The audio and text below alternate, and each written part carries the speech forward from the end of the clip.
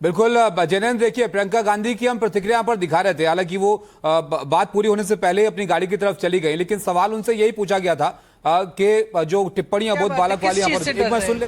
क्यों किसी किताब से कोट करेंगे? इससे डर रहे हैं? एप्स्टीन फाइल से डर रहे हैं? किस चीज़ से डर रहे हैं? कि हम उनको कटघरे पे खड़े कर देंगे क्योंकि उन्होंने ये ट्रेड डील की है जिसमें सारे किसानों की जिंदगी बर्बाद होने जा रही है।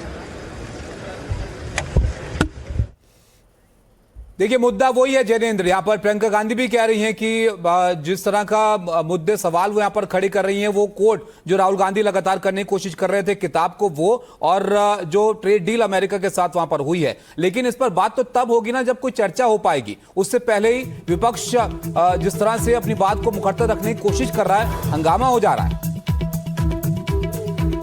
तो प्रियंका गांधी जो यहाँ पर बातें कह रही है वो यहाँ पर बताते हैं। जैनेंद्र, आपके पास आऊंगा, ये अपडेट जरा दे देते हैं। प्रियंका गांधी ने सवाल यहाँ पर खड़ा किया है कि सरकार किस बात से डर रही है, विपक्ष को बोलने का मौका नहीं दिया जा रहा है। ये मुद्दा विपक्षी सांसद लगातार बना रहे हैं और एक बार फिर से प्रियंका गांधी ने इस बात को यहाँ पर दोहराया है कि सरकार किस बात से डर रही है। तो मुद्दा वही है जैनेंद्र, बार बार कांग्रेस के सांसद इसी को उठा रहे हैं।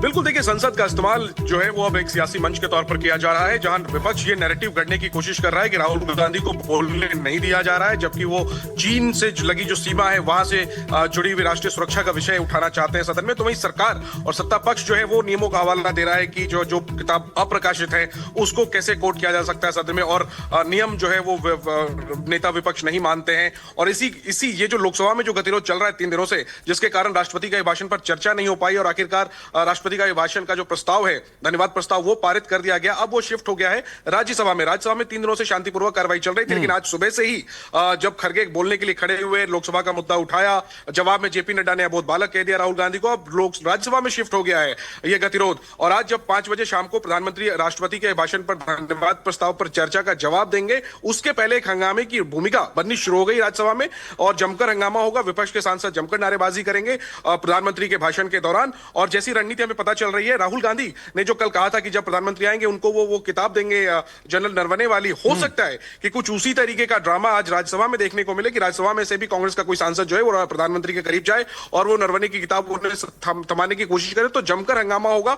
और इसी इन सब के बीच राष्ट्रपति के भाषण पर जो चर्चा होनी थी लोकसभा में और उस पर जो ध्यान होना था लोगों का, वो बट गया है और टीका टिप्पणियों पर ज्यादा ध्यान हो रहा है और उसी पर बयानबाजी भी हो रही है। जी बिल्कुल, लोकसभा में तो बिल्कुल चर्चा हो नहीं पाई राष्ट्रपति के अभिभाषण पर। अब देखिए राज्यसभा में क्या होता है। हिमांशु, 5 बजे पीएम मोदी यहां पर बोलेंगे, सूत्रों के हवाले से खबर है, लेकिन उससे पहले राज्यसभा के एजेंडे में क्या कुछ है, कौन कौन वहां पर नेता बोल सकते हैं, क्योंकि ये बहुत महत्वपूर्ण होगा किस तरह की कार्रवाई अब आगे राज्यसभा में होती है।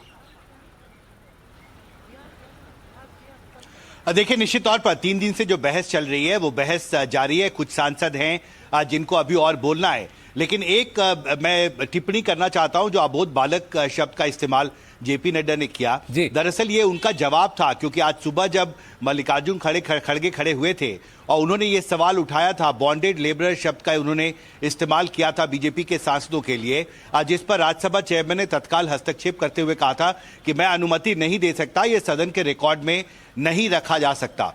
तो राज्यसभा चेयरमैन ने बॉन्डेड लेबर शब्द का इस्तेमाल जो मल्लिकार्जुन खड़गे ने आज सुबह किया था उसको एक्सपंज कर दिया था उसी वक्त। और मुझे लगता है कि अबोध बालक शब्द और जिस तरह बंधक शब्द का इस्तेमाल जेपी नड्डा ने किया, ये उनका दरअसल जवाब था जो आरोप मल्लिकार्जुन खड़गे ने लगाया था। तबिश जी, चलिए अब देखिए जवाब उस तरफ से भी आया, इस तरफ से भी आया और उसका नतीजा यह है कि गतिरोध यहां पर थोड़ा सा देखने को मिला। राज्यसभा में देखिए किस तरह से आगे कार्रवाई यहां पर होती है।